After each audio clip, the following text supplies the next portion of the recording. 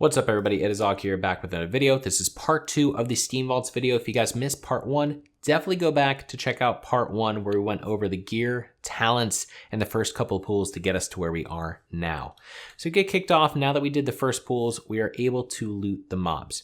How are we going to make the gold that we make? Well, I quoted it about 1,000 gold per hour. So you can see here, I have both my tunes and it's 38 hours of recorded evidence. This add-on is called Farm Log, and that comes out to, between the two tunes, roughly 620 gold per hour. I bring it back down to about 400 gold per hour just as an estimate in case some of the things are, a little overpriced or they don't sell. So let's just say 400 gold per hour from the loot itself. On top of that, we also have the boosties. And so the boosties are paying 50 gold per run per boosty. So 150 gold per run, 600 gold per hour. That's how we get the 1,000 gold per hour. Now, some servers sell for 70 gold per hour or per run. Some servers can sell for more. Some servers maybe sell for less. But overall, it's around 1,000 gold per hour between the two mages, making some pretty considerable gold. Now, as we finish the first pool, what we want to do is we want to loot up first, and then we want to drink up and then get around the corner to where we started our second pool, which was the previous pool. So this is moving on to pool number 3. Getting into this position, if you need to, go invis just to get there quicker, but you want to get around this pillar. Now, as far as resources go, mines and herbs and things like that, they're scattered around the dungeon. This is one spot for an adamant ore that you could potentially get. There will always be 2 ores in this first room, and then there will be ores by the second boss. There will always be 2 chests, which will either be both in the next room or both in this room, or 1 and 1. Those chest locations, though, I will go over at the end of the video, and I will also go over the mining locations at the end of the video, just as an add-on. Right now, we're going to focus on the pools. So for the pools, what we're going to do is we're going to have our mage number 1 be the pooler again, because his ice block is up. We have cold snap. We have our water ellie. We are ready to go. The other mage is going to sit back there, go ahead and drink, put on mage armor, and get ready. This is the most difficult pool in the entire dungeon for the boosting, for the farming. So really focus on this pool and make sure that you guys can get it down as cleanly as possible. This water elemental pack is the one we're watching for this pool. Pats back and forth, a very simple patting pattern. Once they are past this group over here on the left, we are able to begin the pool. Your goal is to pull these 2 backpacks, which will automatically pull this one, and get around the line of sight to be able to live and not get bolted down by their abilities. So here, water elemental gets out of the way. I blizzard in between the 2 packs, hit both of the packs, and immediately turn around and run. I recommend killing this crab. 1, for good luck. 2, it's a pain in the ass actually if you accidentally hit it later. Now you have 2 different scenarios here. If you already killed the pat that would be walking down here, you don't need to worry about them. You can blizzard wherever you feel more comfortable. But if you haven't killed the pat, you're probably going to run into them as you run up this area to go to your next block location. The pat itself, if it is moving away and moving up to the top, or if it is very far up this ramp, up near the top, you want to place blizzard down here. The reason you want to do that is you don't basically want to give the mobs enough time to run all the way up to catch up to you before you actually get into that pack. You want to slow down these mobs here because you need the mobs to be stacked when you go into ice block, because you have a limited period of time, 10 seconds obviously for the course of ice block, for the other mage to get into position to be able to blizzard off of you. If he doesn't get into position quick enough, you will then die before you can come out of the block.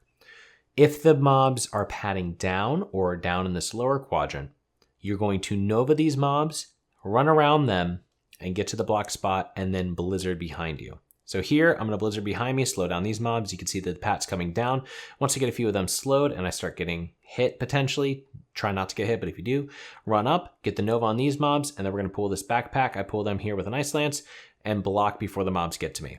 Now the other mage immediately goes, blinks, runs forward, can summon water elemental if it's up off cooldown, gets into position and immediately pops its cooldowns, and then starts blizzarding around the corner. Now the positioning of this mage is you want to be right to the right of this banner, and on the inside of this kind of golden track right here, and you want to blizzard on the outside.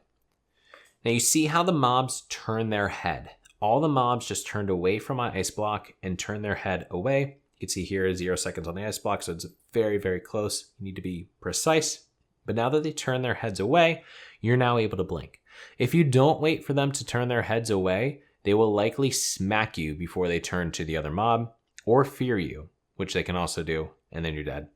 Or slow you, and then you're probably dead. So make sure that they turn their heads before you blink out of there. See, I can get Frost Shock right there from the oracles, but then I summon the water elemental, drop it, and then go ahead and pop Blizzard. Now, these mobs right here, you have a very small amount of space for them to come down. You don't want to block too high because you won't be able to get around the corner. You want to block pretty much where we were blocked right there, and then blink around the side.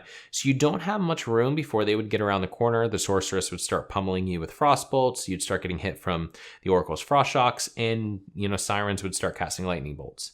So you want to make sure that they are frozen as much as possible. The way that we do that is we use all of our haste cooldowns that we can. So MQG, Icy Veins.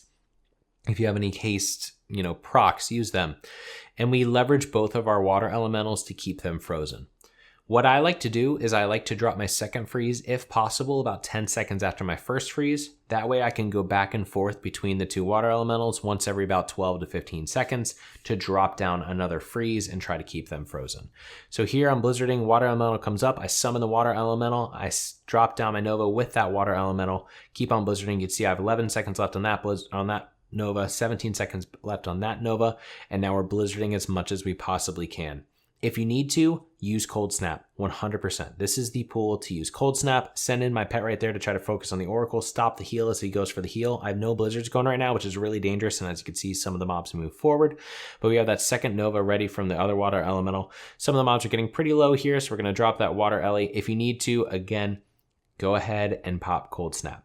Now, if things get really bad and the mobs get around the side here and you're running into a risky situation, you're going to want to go back behind this next wall over here and have similar kind of positioning, but blizzard out into the open. And so I probably will move back there with the oracles here. You see I could get netted, so I blink, run back behind this wall, and then drop my blizzard. Now, this is not as easy to line of sight the mobs and not get hit by them.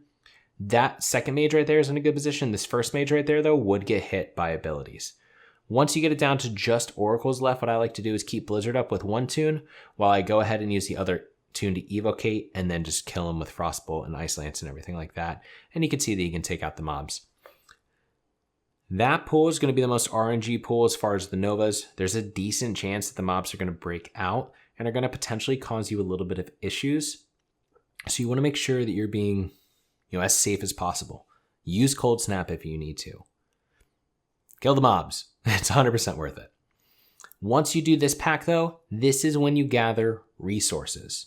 So I highly recommend, Living Ruby, highly recommend having 350 engineering on one tune and having mining and or herbalism for another tune. Reason being, you will likely get 2 ores per run, one being an adamant, one being a fel iron, and you will likely get 2 chests. The problem is some of those chests are going to be locked, but if you have an elemental Sephorium charge or blast, that will allow you to open up those chests even if they are locked. So I highly recommend that. Now we're going to get ready for the next pool right here. So the reason why you want to go ahead and grab your chests, grab your mines during that pool is you're waiting for your block cooldown. Typically, we would not have block up right now, or we'd not have water elemental coming out of the block right now, but that was actually a pretty smooth pool right there that we just had. And so we fortunately do have a lot of cooldowns. Now the way this room works is that there's a pad in the middle. They go all the way out pretty much into the hallway and then loop back around in here. What you want to do is you don't really want to face pull them like I did right here. You want to let them get a little bit further and then pull this backpack, face pull this left pack, pull the pat, and then counterspell these mobs as you turn around and blink. But I was able to get all of them. I dropped the Nova and then I blinked away. Ended up being the same result, but be careful. You can also get hit by frost bolts right here, so you're going to see me reapply my frost ward. Now I highly recommend keeping a frost ward because it gives you a 20% chance to reflect the frost spells back at them, causing you to not get slowed and not get into a bad position. But you're pretty much always going to get hit by a mob. There you can see that I got the reflect. You're pretty much always going to be hit by a spell as you get towards your block, so try to have as much health as possible. This is similar kind of positioning, similar kind of positioning as the last pool. Waited for the frost elemental, or waited for my water elemental to be able to be spawned. Move back slightly with my 2 mages, and then blizzard these mobs. Fortunately, this pool has 0 oracles, and so it's pretty much just a burn down the mobs kind of kill. They do have a good amount of sorceress, so you do need to worry about that. I summon my second elemental because they are getting a little bit forward, but it's not too bad because of the lack of oracles that it has. but then you just burn down this pool and get ready for the next pool. Now, when you're getting started, there's a good chance that getting to this part will take about 15 minutes. This next pool, I would just skip. If you're at 15 minutes, you have a very good amount of mobs here. I would skip this next pool and just reset to try to keep at 4 runs per hour. It's more important to get the 4 runs per hour than it is to get the extra mobs. Once you get more comfortable though, you can go for the extra mobs. Why would I skip these extra mobs? There's not as many elite mobs in the next pool. Takes a few minutes to get set up. Takes a few minutes of running back, so it's going to be the most time-consuming aspect of the run. If you're doing a good run, you can look to be around probably 9.5 to 10 minutes at this point of the run. So somewhere in that 9.5 to 10 minute range. 15 minutes, if you're still getting used to it, is perfectly fine. But then we're going to get ready for this last pool. Always, when you come into this room, check for chests. 2 of the chest locations are one right here, one right here. You can see that this chest is locked, so unfortunately I did not have any C4M charges on me just because I was recording. And so couldn't get that chest, but I would have been able to get that chest, potentially another living ruby. So right here and right here are the 2 locations for this room. The last location for a chest is going to be in this next room and is going to be around these next paths. And I'm going to go back over these chest locations in just a second, but while we're running through looking at them, I wanted to show you guys them. So now we're going to run to the end of the bridge. Go ahead, get full mana. You're going to pick one toon to be the block toon, the toon that didn't just block. And then the other toon is going to be the blizzard toon, just like a standard pool that we always do. You're going to pool first with the toon that is going to be blocking. So I sheep, and then I use the other mage, and I sheep the other toon. Here's where this last chest could be, right around that corner. I then come into this room. Now there's 2 slave masters that pat, and the way that these slave masters works, guys, is that these slave masters will pool slaves, and then when the slave masters die, it will release the slaves and reset the slaves. So you need to kill all the slaves before you kill the slave master. If you pool 2 slave masters, I highly recommend just sheeping one up here and just leaving it there. And just, whenever it comes to you guys later, pop in Viz or just take it out individually. If you only pool 1, you can handle it during the pool, as I'm about to show you. But there's 2 slave master packs, one pat's like this, one pat's like this. You typically will not pull this back pat if you follow what I'm about to tell you. So what I like to do is if this slave master is, pretty far in here near the middle, I like to rank 1 blizzard this pack while he runs over to me, and then I will drop a Nova. But because he's up near the front, I'm going to Nova. We aggro this 1 slave right here because of his positioning. Blizzard the left group, blizzard the back group, blizzard this group. If you don't actually hit the mobs, they will just reset. They won't pull. So make sure you actually hit the mobs. Here, that mob breaks out, so I go ahead and I pop blizzard rank 1 with the other mage. Typically, I'd wait until we get back and the mages pass each other to blizzard, but we're basically going to drop a rank 1 blizzard on all these mobs just to kind of stack them a little bit and slow them as we run back to our previous location for the past couple kills. Now, these mobs have no casters whatsoever, so they're pretty easy to kill.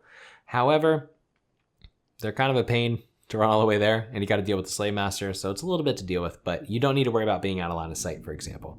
Go ahead and use rank 1 blizzard on one mage just to kind of slow them, and then max rank blizzard on the other mage. You can then pop your cooldowns and just start turreting down the mobs. Now what you want to do is you want to find the slave master as quickly as possible. And what I like to do is I like to keep blizzard rolling with one mage as I polymorph with the other mage, and then stop the blizzard, drop the next blizzard ahead of the mobs a little bit so they have a little bit of room to run to give that slave master a little bit of room. So here what I'm going to do, I'm going to drop the blizzard, I'm going to stop casting with this toon, run over to the right, get the sheep ready. As soon as the sheep's about to go off, I cancel my blizzard and then I move forward. As you can see here, slave master heals up and then I break it out with an ice lance. So now the slaves are at a lower percentage of health. The slave master has now been broken out. However, he has much more health now than the other mobs, so I'll be able to take out the slaves before the slave master dies. It's always a better idea to, even if you want to leave it up to full health, that's a better idea than risking having slaves live while the slave master is still alive. There's a weird thing where the slaves just don't die as fast as the slave master. I don't know why. Like you can see here, the slave master is down to 18%, and these other 2 mobs are still alive, which makes absolutely no sense to me because they have less health, but it is what it is. But now you can see all these mobs are down. You can see we had 77 total mobs for the run. There's 73 mobs that we kill every single run on average. So it's very, very good experience. For the boosties, you can expect, if there's 3 of them, 55,000 experience per run. For the boost, for 2 people, around 65, and for 3 people, or 1 person, so 1 boosty, around 75 to 80,000 experience per run. As far as the time, you can see here that we are at 13 minutes, 2 seconds for the run itself, with a total of 79 mobs in total killed. Now let's go over just some administrative stuff. Basically though, you can see that I'm logging out inside the water. The easiest way to reset this is actually to log out in the water. It'll then port you to the front of the instance. You can run outside the instance, reset, get right back in for your next run. Real quick and easy way to reset. Basically, if you log out inside of a dungeon in water, it ports you to the front of the instance. All right, so let's talk about where to stand for boosties, because that is very important. So as a boostie, what you want to do is for the first pool, you just stand at the entrance. After the first pool though, you want to move right to the right of this little blue orb thing. I don't know what even to call this. Goblet of Fire. I'm going to call it the Goblet of Fire because it looks like Harry Potter's Goblet of Fire. So come over here. I'm going to get so many comments about that. Okay, come over here, stand behind this Goblet of Fire right here, and that's where the boosties can stand. As long as you kill them where we were killing them in the video, you should be good to go in those locations. Now let's talk about ore location spawns. So 2 ores could spawn out here on the perimeter. So you have this perimeter location, this perimeter location. Those are 2 ores you cannot get, so just don't worry about them. You can also get an adamant ore spawn right here around the pillar, which is really nice because it makes it easy. It's a safe spot. You can quickly grab it and not have to worry about any of the mobs. The last 2 locations for ore to spawn, unless you want to go to the second boss, which I highly don't recommend, is going to be 1 behind this kind of pillar right here. There's a fel iron. Right here is a fel iron, and right here is an adamant. Could also be a corium, or hard and adamant, whatever, or rich adamant, whatever. But those are the 3 locations. There will always be 2 spawns in this room for ore. It's just a matter of whether or not you can get them. In regards to the chests, the most common chest locations are going to be right here in this little cubby, right here over on the right, and I believe there could also be one right here. So one of these 3 locations. You can also have a chest spawn right here around this corner. You can have the chest right here and right back here. And then the last chest spawn location is right here around the corner. There will always be 2 chests. Oh, I forgot one. You could also have a chest right here behind these mobs. There will always be 2 chest spawns. You can get them all every single run. Just make sure you bring Sephorium charges to open up the boxes or the locks if you need to. But there will always be 2 chests that you can get. There will always be 2 ores. Whether or not you can get them is the question, but that's some extra easy gold to make along the way with the rest of the gold that you're making from the run. Hopefully though, this helps you guys. Ask me any questions you guys have it down in the comments down below. If you guys enjoyed the videos, definitely hit like and subscribe and comment in them. It really helps with the algorithm and helps me out. So thank you so much. I will catch you guys in the next video.